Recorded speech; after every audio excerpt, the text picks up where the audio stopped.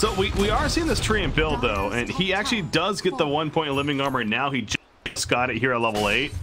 I'm not saying that this was the wrong build, but you gotta wonder, you know, how things may have been different if he was leveling up the living armor at 2 or 3 by now, and if that tower would actually be dead as a result.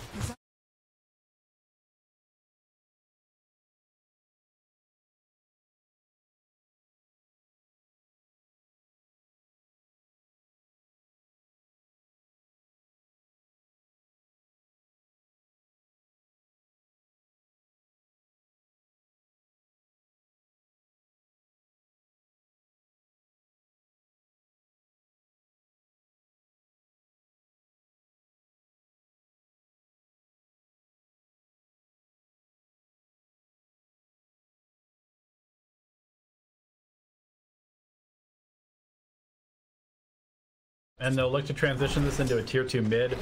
Not sure if they'll be able to take this freely. I would assume EG will contest, but definitely I'd say initiation and ability to take fights on the march out of army side, much stronger for them. Ultimate core that is Terrorblade though continues to be a bit of a threat as the game moves on. Sumail jumping in. Going after DK initially. Crepify put on Centaur. Winches Curso onto crit. However, TZ wasn't really close enough. Nobody really was.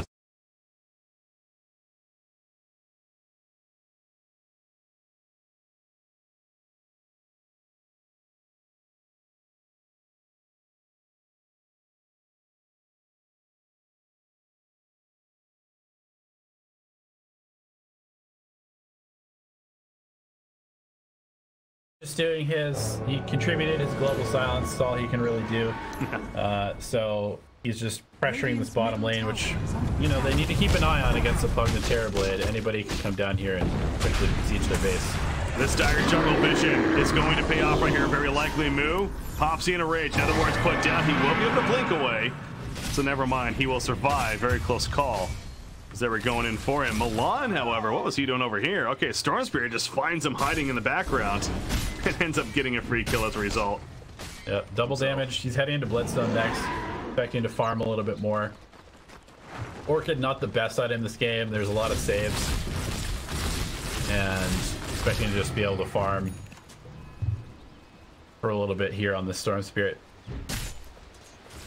BKB queued up for Terrorblade. The BKB feel this game, it does look pretty good, but I think both BKB and Manta Style, of course, going to be items that we'll see on him eventually. Yep, prioritizing the BKB at the moment. He may end up finishing the Manta Style, but I think BKB against the burst damage from the Centaur being pretty good to avoid. They'll make him essentially unkillable since he doesn't really have to worry about Ursa bursting him down.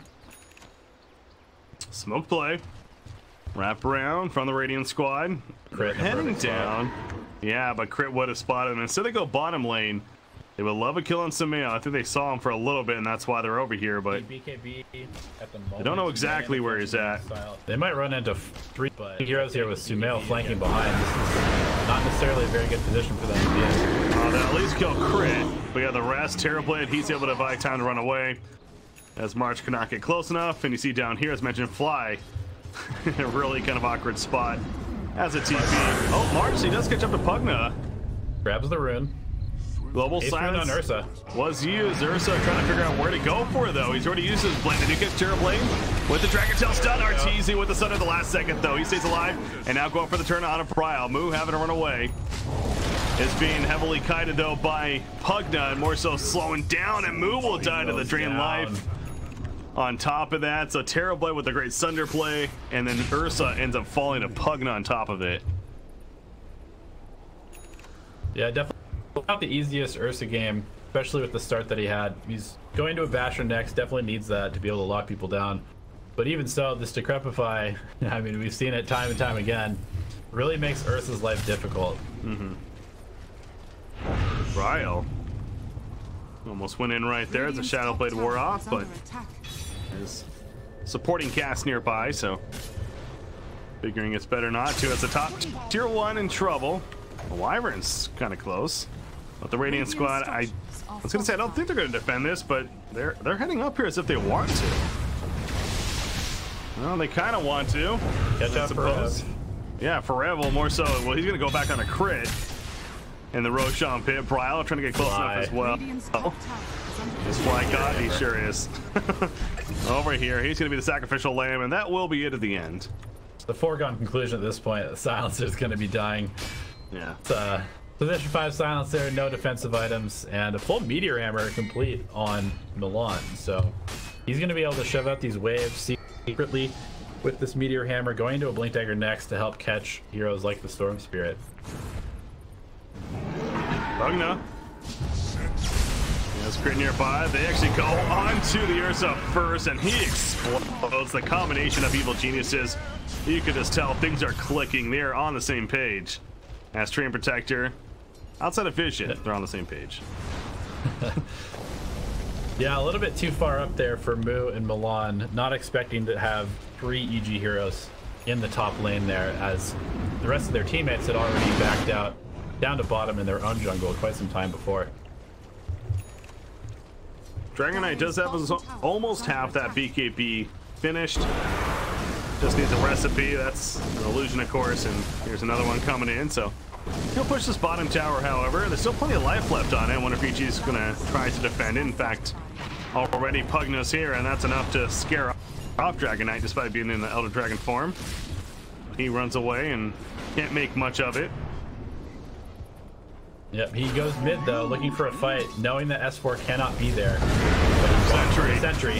The Sentry spotted him first, gave nice to react appropriately. The global science as well. Sumail once again, he types in, and Brile's picked off. Treant Protector throws out the overgrowth, trying to run on through, set up something more. Sentry in the midst of it, stampede in 1 second.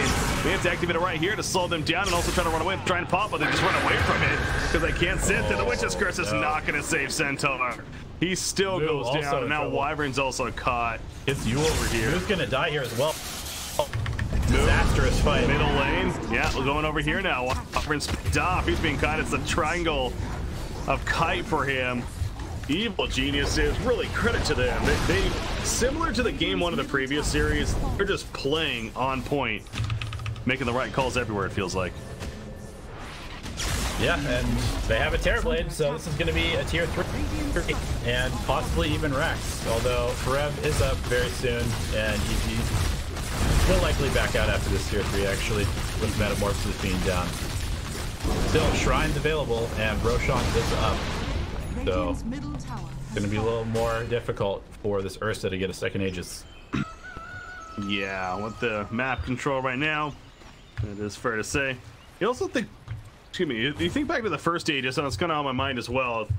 How impactful was it really? I mean, I understand there's still a slight benefit net worth wise and stuff, but, and not that they shouldn't have done it, but it feels like maybe you have to do more with the Aegis, or they should have tried to do more, where instead the game didn't necessarily take off as you would hope for with that very early Roshan kill. Yeah, I mean, it's just a pretty tough Ursa game. He's getting kited a lot. That's a great initiation, though. Ursa's loving this. Shreds down S4 as well as Crit with the teammate initiation. They're also going to catch Silencer on top of this. Silencer's dead for sure. And Sumail's caught with the curse. This is going to set up Stumbles likely. Yeah. Silencer. Dragon Tail. Oh, no. What? Well, I mean, that's the blink dagger. The initiation is still there for this Radiant squad. Backdoor protection is too. But Centaur into a Dragon Knight, into an Ursa Shred. Yeah, a little bit of a kind of lackadaisical retreat by evil geniuses. They did not expect the Radiant squad to just run at them as 5 down the mid lane, and now they're going to lose their own retreat.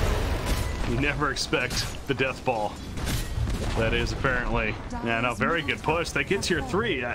The answer, evil geniuses. EG just got a tier 3 on the Radiant side a minute ago. It feels like they get one themselves. Oh, Crit. Meanwhile, Crit's here. He's here early. Puts on the magnetized global silence, but he's not killing Ursa by himself. He makes enrage. And there's a living armor as well. Brile kills Pugna in the meantime. Over here, they're engaging. BKB gonna be committed by Dragon Knight as he tries to run away. Reflection, popping that Metamorphosis. And here comes Sumail jumping in. And Dragon Knight will go down. They're pinging out Roshan. Milan is nearby. So Ursa ends up setting up this Roshan kill, it seems like, for EG. Middle lane, March is also getting caught. He's got the golden break.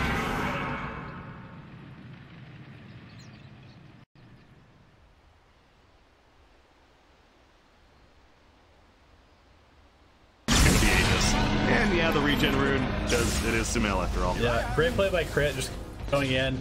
Moo was at about 30% HP, and so just the Earth Spirit is able to force him out of the Rosh pit, makes him commit the Enrage as well, and after that he just has to back out, which means that his team can sweep in and claim the Roshan. Also, BKB had already been used by DK to get the Pugman kill, which meant that he went down very easily to Sumail and the Terrorblade. Treant Protector manages to get a Blink Dagger on top of the Meteor Hammer that he has, so that's also a nice split push, and yet another Blink Dagger for this Radiant squad, and jumping in. Crimson Guard finished on Centaur, so these are some nice items being created by the Radiant team to give them more chance. In trouble. But Moo bottom lane. He definitely is in trouble. Where is his teammates? I mean, it's just all the Dire Heroes over here. We're just Curse on Terrorblade. It's not going to really result in too much, and in fact, if anything, it's going to get March killed once again. It looks like. Yeah, so he just gets there late. Yeah, Moo pushing out that bottom lane with not much vision and no tower there. It's a risky play in the first place, and EG capitalizes. Yeah, he's been caught out a number of times this game, and this Ursa hero, you know, once his Blink Dagger's on cooldown, he's kind of just like a walking creep. And that's another tier 3 that's very likely to be killed. You know, what's going on middle lane? Dragonite says nothing they can do at the bottom lane. He'll just pop his Elder Dragon form, and he's going to try to pressure the racks. Will EG react? Needs to be careful though. If he gets his TP canceled by Crit, then they could just lose a big fight in their base. Lose the game right here. Here we go. Overgrowth going to be popped in the base. Another TP coming in. Looks like it is Pugman going back. Meteor Hammer on top of Terrorblade. Remember, he has a cheese actually. Storm Spirit, the one with the Aegis. Also has Sunder, so Dragonite will be able to TP out, it looks like. He had to fall back pretty far. He's trying to cut them off even.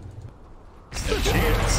Terrorblade. It's under Centaur, but possibly could be, so he's back to full life, but now he's still in a bit of trouble. They do kill Centaur, so Sumail's able to do so with that double damage rune he has now. Now he's going for the Wyvern. Look at the pick off again. The cheese is dating Terrorblade still alive, just barely with their son Dragonite sitting on top, getting to save somehow. Crit. The Decrepify's going to save for the time being. Puts out another illusion. And Terrorblade going to survive the life drain as well. That's 4 keeping him alive. The whole team keeping him alive.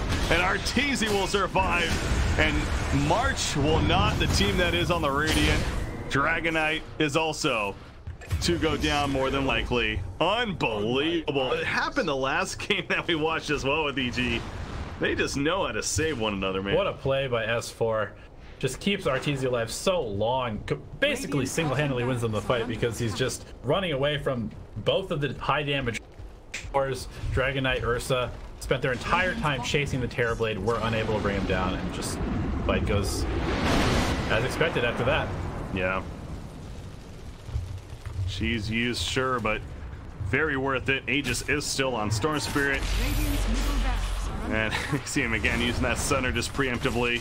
Getting back to full life from Earth Spirit, and he's just going to push the middle racks. Now instead, Radiant team sitting back, waiting for the right moment. Centaur's ready to go. He does have Stampede, Stomp, and everything. Overgrowth also ready. Myron's up in 6, DK in 10, but I suppose it's just too long. They choose not to go, not even try, and they just give up another Rax in the end. So they say, as long as we have the one Rax alive, that there's always a chance, I suppose. But that net worth lead is going to start growing now. Yeah, pretty tough to come back from, especially considering they're heroes. They're more of a early to mid game team, and they're facing the full might of a Sumail Storm Spirit and a Terrorblade with Global Silence on top of it. Second pick, Storm Spirit, is apparently something that it's one of these where really not many of any other team right now are you looking to initially ban a Storm Spirit against, but apparently Evil Genius is a team where in those first 3 bans, you might want to think about that. And it's so good having players like that, right? That make you ban a hero that you would never ban against anyone else. By the way, speaking of now he's tapping around the back line, screen life up on Centaur, so they're preventing him from cheating him. I don't think they're killing him right here. Global Science does come out though. Winter Wyvern was looking for a curse. The Science making it difficult. He does have a chance now. Overgrowth gonna be used. He can lock on S4. Silence up on Winter Wyvern once again, however. He just can't do a damn thing. Silence the whole fight, it felt like.